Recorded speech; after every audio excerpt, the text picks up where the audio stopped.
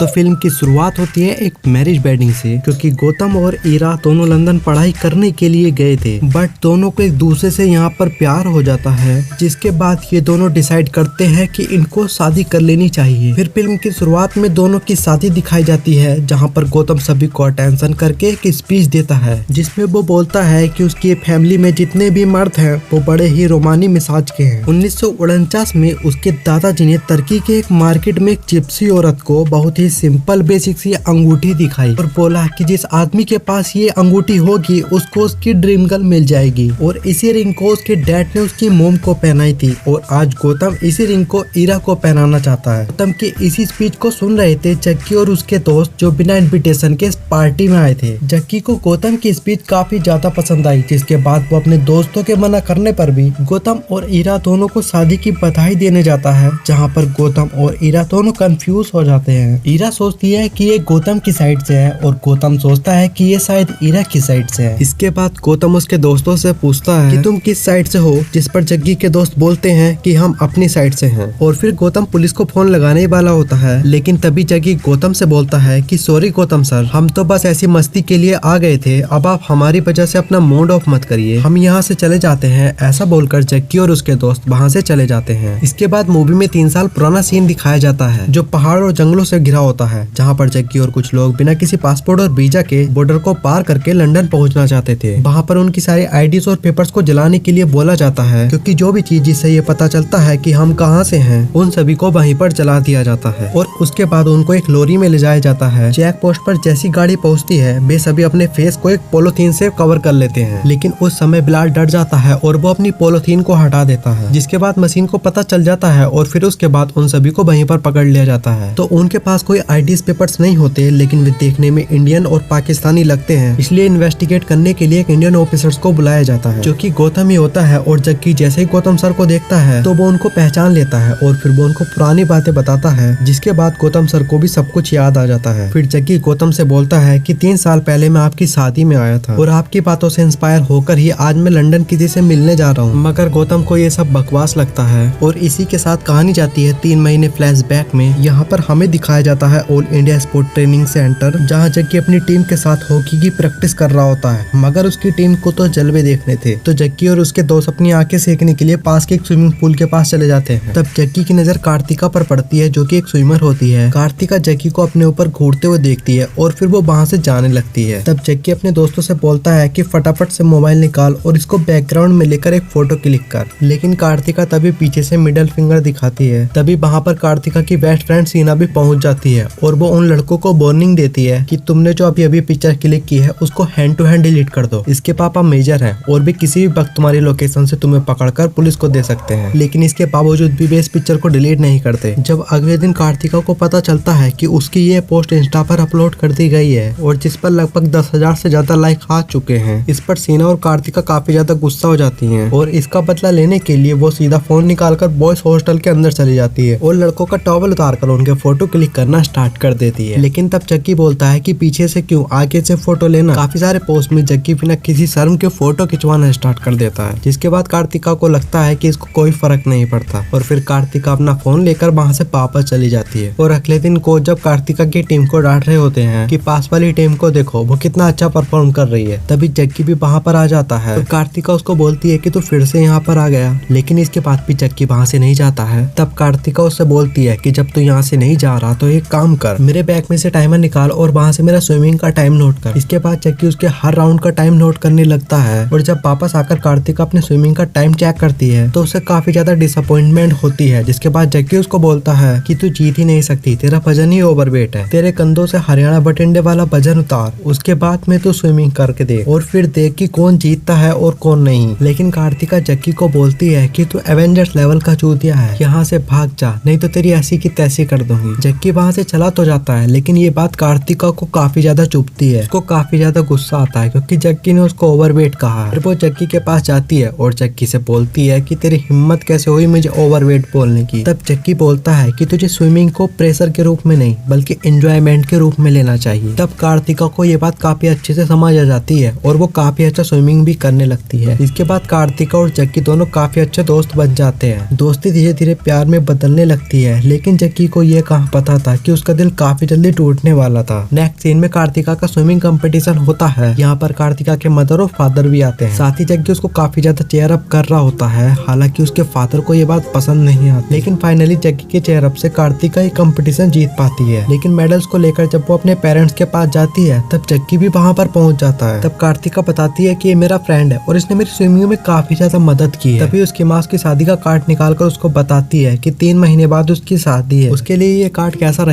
जग्गी को इसके बारे में पहले से नहीं पता था और ये बात सुनकर जग्गी को काफी ज्यादा शौक भी लगता है। इसलिए फिर वह अगले दिन कार्तिका से मिलने जाता है क्योंकि वह इस बात को लेकर काफी ज्यादा गुस्सा होता है। और फिर उसने उससे कहा कि तुमने मुझसे बताया क्यों नहीं कि तुम्हारी शादी होने वाली है। जिसके बाद कार्तिका जवाब देती है कि मैंने बताना जरूरी नहीं समझा। दोनों के बीच इस बात को लेकर झगड़ा हो जाता है क्योंकि कार्तिका के अंदर जग्गी को लेकर कोई फीलिंग नहीं थी, लेकिन जग्गी कार्तिका को लेकर काफी ज्यादा सीरियस हो चुका था। और फिर हम एक पार्टी का सीन देखते हैं जहाँ पर परफॉर्मेंस करने के लिए जग्गी अपना हाथ खड़ा करता है। तो कार्तिका को लगता है कि शायद जग्गी अब सैड सॉन्ग लगाने वाला है क्योंकि हाल ही में उसका दिल टूटा था। लेकिन यहाँ पर कहानी में ट्विस्ट आता है क्योंकि यहाँ पर जग्गी तड़कते भड़कते डांस वाले सॉन्ग पर एक खतरनाक परफॉर्मेंस करता है, जिसे देखकर कार्तिका भी काफी ज्यादा खुश हो जाती है और वह उससे कहती है कि उसे ऐसा बिल्कुल भी नहीं लगा था कि वह इतनी जल्दी मूव ऑन कर लेगा। तब जग्गी कार्तिका को बोलता है कि मैं मूव ऑन नहीं कर रहा, मैं अभी भी तुझसे ही प्यार करता हूँ। और साथ ही वह उससे कहता है कि तू इस शादी को तोड़ दे। तब कार्तिका कहती है कि हम कुछ दिन पहले ही तो मिले हैं और जिसे तू प्यार समझ रहा है दरअसल वो एक अट्रैक्शन है। लेकिन यहाँ पर जग्गी उससे कहता है कि मैं तुझसे सच्चा प्यार करता हूँ और पूरी लाइफ तेरे साथ बिताना चाहता हूँ। तब कार्तिका मजाक मजाक में जग्गी से बोल देती है कि तू लंदन आ जाना, हम दोनों शादी कर लेंगे। और जग्गी इस बात को सीरियस ले जाता है। और अब सीन शिफ्ट होता है प्रेजेंट टाइम में। तब जग्गी गौतम से बोलता है कि मैं आपकी स्पीच से इंस्पायर हुआ हूँ। दरअसल उस स्पीच में गौतम ने कहा था कि तू कहीं भी हो, किसी भी कस्बे गाँव या गली में हो, मैं तुझको ढूंढ निकालूंगा। इसी स्पीच को जग्गी फॉलो कर रहा है। तब गौतम जग्गी को बोलता है कि तूने स्पीच तो सुन ली, अब मैं तुझे आगे की कहानी बताता हूँ। अब यहाँ पर सीन कट होता है और 3 मंथ पहले का सीन दिखाया जाता है जहाँ पर ईरा और गौतम के बीच एक झगड़ा हो जाता है। दरअसल गौतम के जो सीनियर होते हैं उनसे ईरा यहाँ पर झगड़ा कर लेती है और इसी बात को लेकर गौतम और ईरा के बीच भी झगड़ा हो जाता है। जिसके बाद जब वे रास्ते में आ रहे होते हैं तब उनकी नजर एक बच्चे पर पड़ती है जो कि भूखा था, इसलिए ईरा उसके पास खाना लाती है। और फिर गौतम उस बच्चे से पूछता है कि तुम कहाँ पर रहते? तो वह बच्चा गौतम को बताता है कि हम पास वाले मेट्रो स्टेशन के पास में रहते हैं, जहाँ पर उनके पास 40-50 आदमी और भी रहते हैं जो पाकिस्तानी, हिंदुस्तानी और बांग्लादेशी। और जब टीवी पर न्यूज चलती है उसमें ईरा देखती है कि ईरा और गौतम रास्ते में जिस बच्चे को मिले थे उसको और उसके साथियों को पुलिस ने अरेस्ट कर लिया क्योंकि वे इलीगल तरीके से लंदन पहुंचे थे। ईरा को ये समझ आ जाता है कि इन लोगों की इन्फॉर्मेशन पुलिस को गौतम ने ही दी थी और इसी बात को लेकर ईरा और गौतम के बीच झगड़ा हो जाता है। फिर ईरा गौतम से कहती है कि मैं अब इस घर में नहीं रहना चाहती क्योंकि वह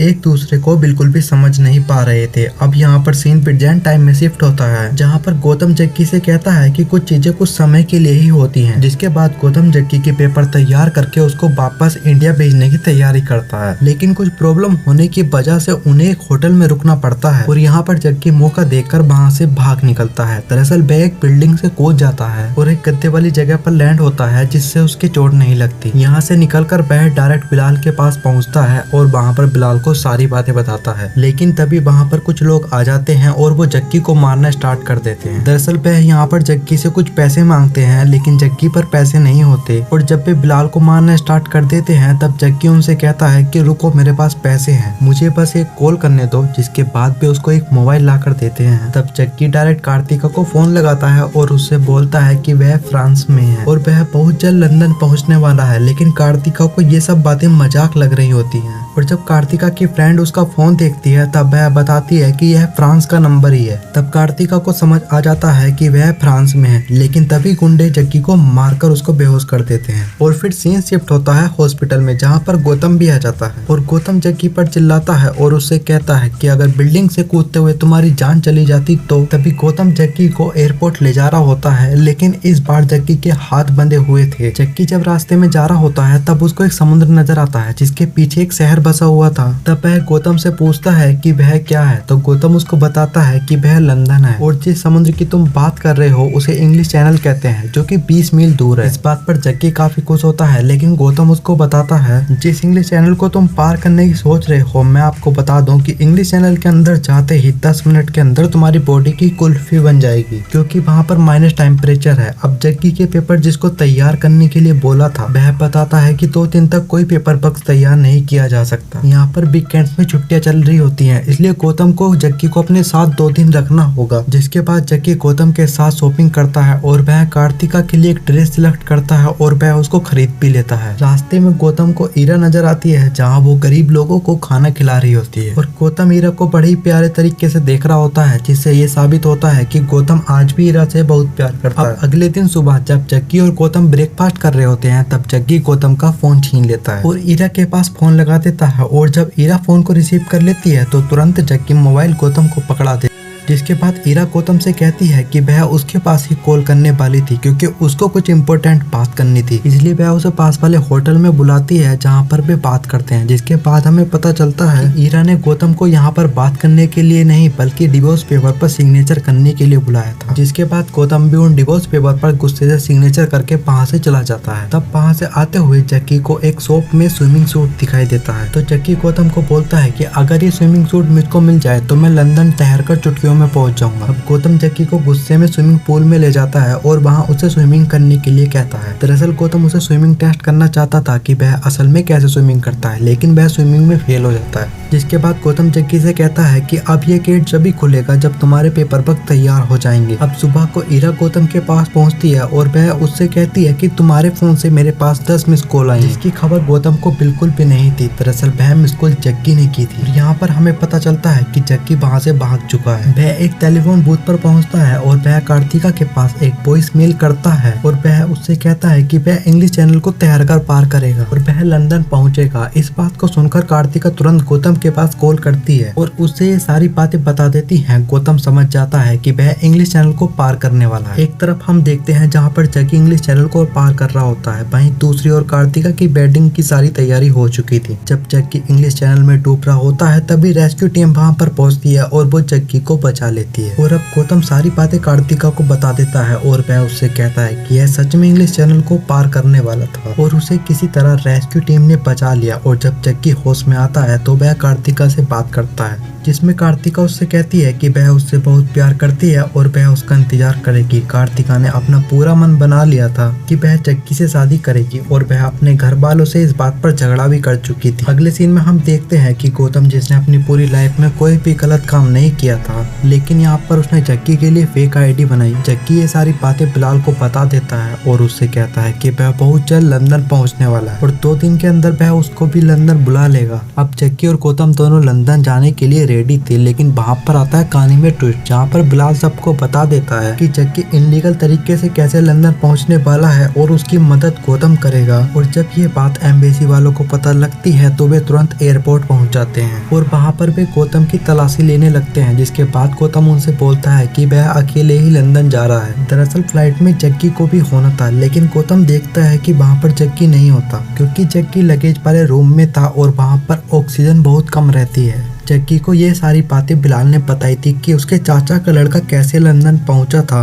यहाँ पर ऑक्सीजन बहुत कम होती है और ठंड काफी ज्यादा होती है, लेकिन वहाँ पर बचा जा सकता है तो केवल एक तरीके से, अगर वहाँ पर इंसान बेहोश हो जाए तो वह बच सकता है, लेकिन उसे लंदन पहुँचने से पहले जागना होगा। लेकिन हम यहाँ पर देखते हैं कि जग्गी लैंड होने से पहले जाग नहीं पाता, इसलिए वह प्लेन से नीचे गिर जाता है और उसकी डेथ हो जाती है। ये बात सुनकर गौतम काफी सैड हो जाता है और वह ये बात कार्तिका को भी बता देता है। कार्तिका को भी बहुत दुख होता है और फिर कहानी कुछ दिन बाद शिफ्ट होती है, जहाँ पर सब लोग जग्गी को श्रद्धांजलि दे रहे होते हैं, जिसमें गौतम जग्गी के लिए काफी अच्छी स्पीच देता है और इसी स्पीच के साथ मूवी यहाँ पर दी एंड हो जाती है। दोस्तों, मैं उम्मीद करता हूँ कि आपको ये वीडियो काफी ज्यादा पसंद आई होगी, तो वीडियो को एक लाइक करके चैनल को सब्सक्राइब कर लेना और बेल नोटिफिकेशन को ऑल पे सेट कर लेना, ताकि ऐसी और भी इंटरेस्टिंग वीडियो की नोटिफिकेशन सबसे पहले आपके पास आए। तो मिलते हैं एक और न्यू इंटरेस्टिंग मूवीज की स्टोरी के साथ।